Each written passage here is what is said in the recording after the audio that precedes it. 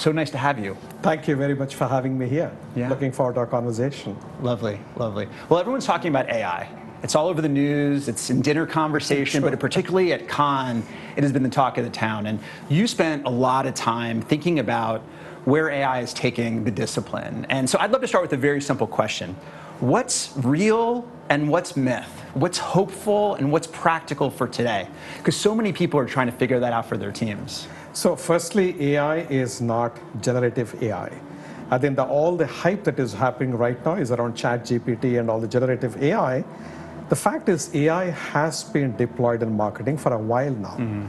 At Mastercard itself, more than 7 years, we have been using AI both for the B2B marketing as well as B2C marketing, from insights to media planning to even creating creatives, as well as RFP responses and so on. We have deployed it across the board.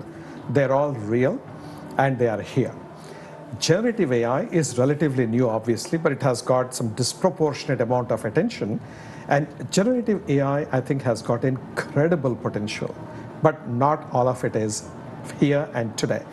There are a lot of IP issues that come in as to what databases and data sets you are training AI on.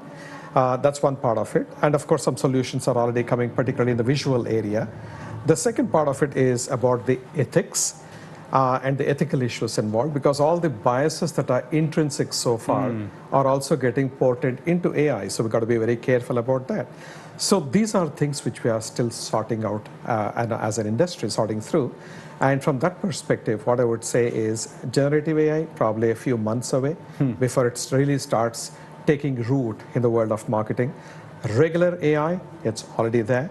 And it's been happening, whether people noticed it or not, it's been there. I mean, months does not seem far away, and I'm sure that, if you're tuning in and you're wondering, when my manager comes to me and says, "What's our generative AI strategy?" Knowing where to begin can be hard. So, if you're really starting from the beginning, what advice would you give folks? See, first I think it starts with educating yourself, at least about the basics of what is generative AI, what is AI, what is deep learning, what is machine learning. How is automation different from the rest that we are speaking about? I think these are the basic concepts that marketers have to familiarize themselves with, educate themselves with.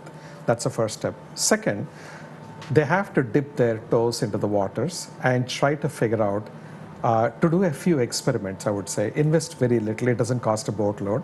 Invest, see what kind of experiments you can do, what the learnings are. So that's the second part of it, which is important. The third thing is equip the teams with education. It's not just about you yourself, but your team has to be comfortable with the latest and the greatest, whether it is AI or any other technology for that matter. And the last thing I would say is there are companies which are really focusing on AI in a big way. Try to see if there are opportunities for partnerships, because you cannot do everything yourself. And if you have a meaningful and a well-aligned partnership strategy, I think that's something which can really work very well. That resonates. You mentioned experimenting. What's the simplest experiment that someone can start with? Is it copy testing? Is it imagery? Where would you guide people to start? All. So I'll tell you a very simple thing, for example. If you look at the entire marketing cycle, it starts with insights. Can you deploy AI for insights? The answer is yes. Both for using the internal databases, internal research, as well as the external databases. Getting to insights and pattern recognition, etc., is one place where I would start off with, if you are not already there, number one. Number two, when you're looking at your A/B testings, for example, today, you rely either on certain simple basic algorithms which will help you come up with various versions as to this color headline, this size font, this layout is in this way versus that way, etc. AI generated, the options which are out there can be incredibly powerful, and also they're optimized at such a fast and a rapid level that you find that at the end of the day, you are able to get to the optimal and high-performing creatives in a relatively quick period of time. So that's something which I would also suggest that people have to do it. At this stage, particularly if you're looking at digital banners as an example, it's almost like a no-brainer. It's very easy to do.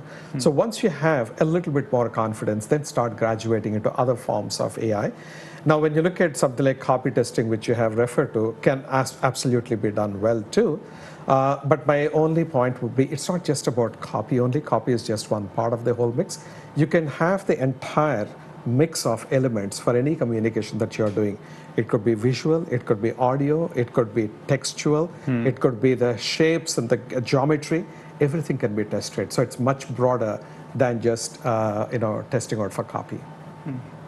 Well, one of the things I'm hearing about is as we get into a world of AI becoming more pervasive in our lives, that it really reinforces the importance of trust and trust in brands, because what's going on behind the scenes feels like a greater part of the experience. And so how do you think about bringing trust more front and center in a brand's life cycle, particularly as we embrace AI? So first and foremost, I think trust is not necessarily made or broken by AI, right? It's your consistent behavior that you display with the right levels of transparency, disclosures that consumers need to know, and having practices which are very ethical, and you operate with integrity, and you not only look after your company's profits, but also for the societal good. Now, I said a lot in that, but each one of these collectively contribute to building the trust for any brand. That's number one. Number two, as far as areas like AI are concerned, specifically how they can affect, some of the bots that you actually interact with, they're getting more and more realistic. I think, for example, if a consumer is interacting with a bot thinking that that bot is a human being, and they are not aware that it is not a human being, that was, in research, seen to be one of the big breakdowns as far as trust factor is concerned. They said, I thought I was talking to a human being, and I was even expressing my emotions. Like you tricked me. You tricked me, or I feel like a fool. So this is one thing. So you have to be really very clear and upfront, saying that, hey, this is AI-powered bot, which will really answer all your questions and solve all your problems, kind of a thing it has to be. That's number one. Number two, I think one of the biggest areas where trust is breaking down between consumers and the brands is data. So if you're collecting tons of data, which are not even relevant to the business that you're doing with them, that's not a good thing. Consumers are rejecting that. And not only consumers, but obviously regulators who are looking out for the consumer's well-being are also looking at that. The second thing, if you're collecting data and you don't know how to protect the data, and you merely say, hey, we apologize, there is a data breach, and all your data has really gone now into the public domain, consumers don't like you. That again breaks trust, and it takes a lot of time to earn it back. And giving a silly credit monitoring service for 1 year for $9.99 is simply not going to cut. That's two. The third thing is, what do you do with the data? Are you using it essentially for me, or are you selling the data to somebody else without my knowledge? That's another thing which is very, very important from a trust point of view. So the elements of data that are absolutely critical that we also have to look at, from protecting consumers' privacy, giving them, and also finally what I would say is, as marketers, unfortunately, we have been branded as being con men. And several researchers have actually, amongst students, and ANA has done this research amongst college students, they say that when they ask you about what marketing is, they say, yeah, it's a con job. So it means they sell you something that you don't need, or they sell you in a deceptive kind of a fashion, which is a sad state of affairs. But this is completely done to ourselves by ourselves. We have to be blamed for ourselves because of the kind of practices which are there in marketing today, which are quite deceptive. And as a consumer, I don't like many of those practices. And therefore, you turn it around and say, now as a marketer, let me not do something which I don't like as a consumer. I think these are the areas where I think trust will be built or broken. As I said again, AI is just one sliver of everything, but trust is obviously a much bigger topic. Raja, last question. The business cycle is turned. There's more scrutiny on measurement, more scrutiny on budgets, Sure. More need to partner between the CMO and other members of the C-suite, particularly the CFO. Advice for CMOs trying to navigate that environment? So in fact, just today morning, I was there on the stage at the Palais with my CFO. And we called that session Happy Tension between marketing and finance, or between the CMO and the CFO. The key points that we are trying to say is that, number one, marketers are not adversaries to finance people, or other way around. CMO and CFO are not adversaries. Number two, you have to operate with a mindset where, as a marketer, it is your duty to educate your CFO or your peers, not just CFO, but other C-suite executives as well, as opposed to constantly mystifying the subject and operating in your own private world. Third, in this day and age, and particularly your point around measures and metrics as the economy turns down, it's critical that you be transparent and you have to have credible metrics that are there. So one of the things which I found most beneficial in my own case at Mastercard is to have a CFO residing within my team with a dual reporting to me and to the CFO. Obviously, it opens concerns for people if you want to hide something. But I keep saying, as marketers, we have nothing to hide. We are an open kimono.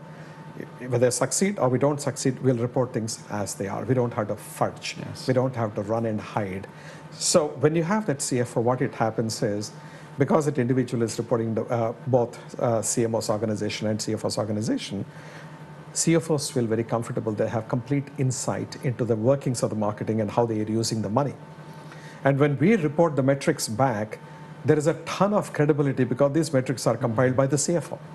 So it's not like we ourselves declaring that, oh, we had done a great campaign, great results, but you got somebody from the finance organization sitting in my organization who reports that this is how the ROI has been, this is how the results have been, this is the kind of monetization that happened, or whatever else it is.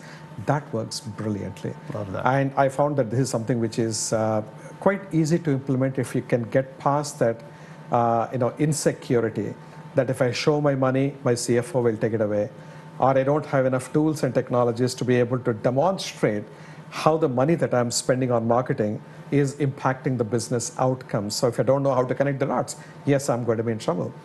But I think as marketers, we have to really go past this. Gone are the days when you say 50% of marketing budget or advertising is wasted. I don't know which half. If you say that, that is a blasphemy today.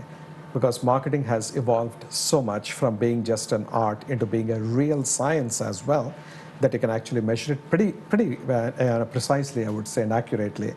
So we have to be transparent, approach the CFO with empathy, and understand that he or she has to stand in front of the analysts every quarter to report the company results. And at that time, you have to understand if he needs to cut some of your marketing budget, he's doing it for a reason. Yeah.